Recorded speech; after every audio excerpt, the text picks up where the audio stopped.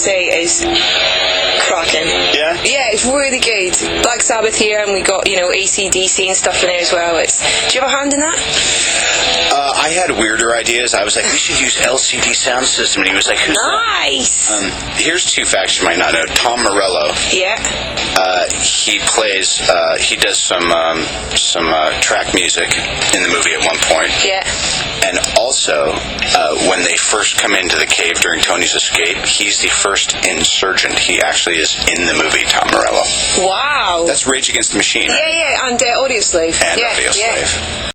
There's one thing that we came out questioning from the movie, which might be a really trivial, boring thing, but in the film, Jarvis is your computer, your intelligent computer, who, is a bit like, I don't know, your companion in a way, especially when you're in the character of Iron Man. And we had ideas of who we thought the voice was. So I've got 3 voices here of who we think it is.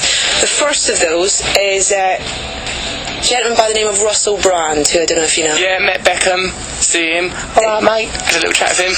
I really like him. So there was him. We didn't know whether because of the Gwyneth thing, Chris might have gotten involved. I got a house with the cornflake door, and I take some milk, and it opens it some more. But then, I think everyone seems to think it might well be this gentleman, Paul Bettany. I suppose it's a little akin to doing drugs, because you smell bad, you get no sleep, and you spend all your money on them.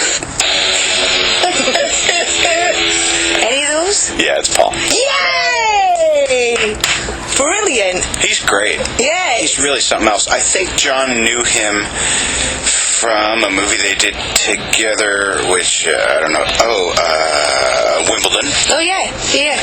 And, I haven't seen I've seen him around, but I was never in the studio when he was doing his stuff, so it was one of those kind of post-production things. But boy, you get some laughs, and you really get a sense of the character in it. Yeah, and I love the relationship that Tony has with his robots as well. It's brilliant. Especially the one who tries to put the fire out all the time. Yeah. You know what I mean when you see the film. It's brilliant. We've got some listener questions for you, if that's all right.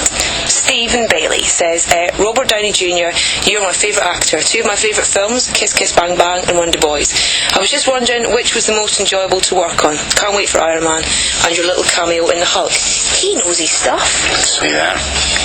Well, Kiss Kiss Bang Bang was this movie. Shane Black, who wrote Lethal Weapon, he wrote it, and it was this kind of wild action detective type movie. We came here and promoted a lot. It came out and went thud, and John had this movie called Zathura that he was really crazy about and was really well reviewed, and it tanked. It's kind of what brought he and I together, saying we want to be in good movies that people will see. Wow, okay. And the Hulk thing, everyone's asking you about it.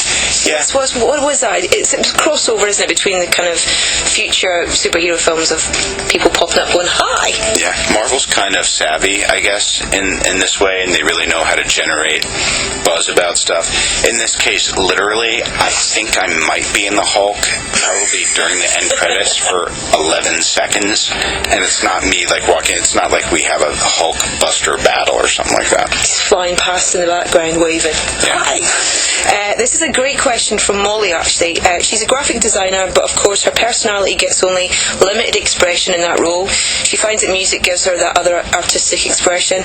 What does an actor use to find the freedom of expression that acting can't always give? It's a great question. You mean what other things do you use for expression? Well, I love music, and I compose and stuff like that. I literally think pretty much for anybody, if you take a canvas and you take some acrylics and you just start without thinking, putting down whatever imagery or thought or feelings that come out of you, I feel like that's every bit as good as 200-pound an hour psychotherapy. Yeah, I mean, that's brilliant.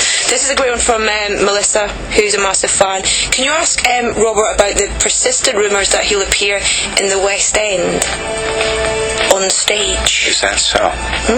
If they're that persistent, I mean, I just want to. I'd like to kind of take a break for a minute. That way, I can remain in one piece. But the idea of doing theater is great. And Terrence Howard, who plays Rhodey in Iron Man, is doing theater on Broadway right now. He says it's just been the most gratifying thing, and he feels like it's really completed his education as an actor. Okay, Holiday, then West End, by the sounds of things then. I just gave Rob a hobnob. You did indeed. How was it? God, I could barely fit it in my mouth. National Radio 1. To a couple more sort of Iron Man things as well, because Tony Stark, he has the dream bachelor pad. I mean, it's kind of like, if you could blueprint of something for a bachelor, it would be ideal. Boys and their toys. Are you a little bit like that? Because I have to say, you have the most fabulous gadget with you, that it's a little video camera that plugs right into your computer. Yeah, it's called a flip video, and you can put it on your MySpace page. They just gave it to me because I was informed, like, hey, Grandpa, get a MySpace page. Looks like your career's on the rise, idiot. And they like this sort of stuff. Personally, I mean, I have the same taste as Tony Stark. I have nowhere near the budget. And part of me, being, a bit older and wiser, is I don't really accumulate stuff. I really don't own a single thing, to tell you the truth. Apart from that camera.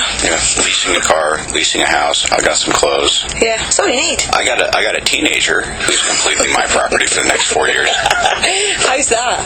Indio is fantastic. As a matter of fact, he's probably the most gifted teenage guitarist in Los Angeles right now, and it just came to him naturally. And I have a feeling that he'll probably be here one day. I'll probably be funding a tour with him and his little long-haired boy band.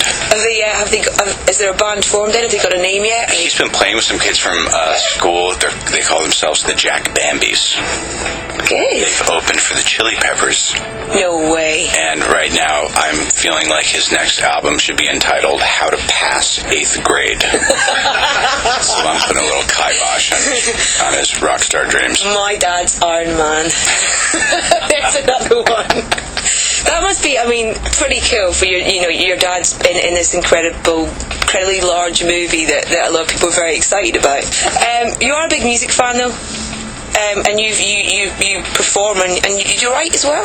Yeah, I compose and sing and do all that stuff. Where's that kind of on the list of priorities? Right now, I don't even think it's in my periphery. Though I'd gone to Starbucks with a proposal, like around the time I was doing Iron Man, and they were like, "Anyway, we're about to sign maybe Radiohead and Paul McCartney Get Lost," and suddenly all this tracking, which is such a big deal in LA, came online. And they're like, we have Starbucks calling for you, wondering if you're interested in doing it. Anyway, first things first, I just barely got my acting career back on track.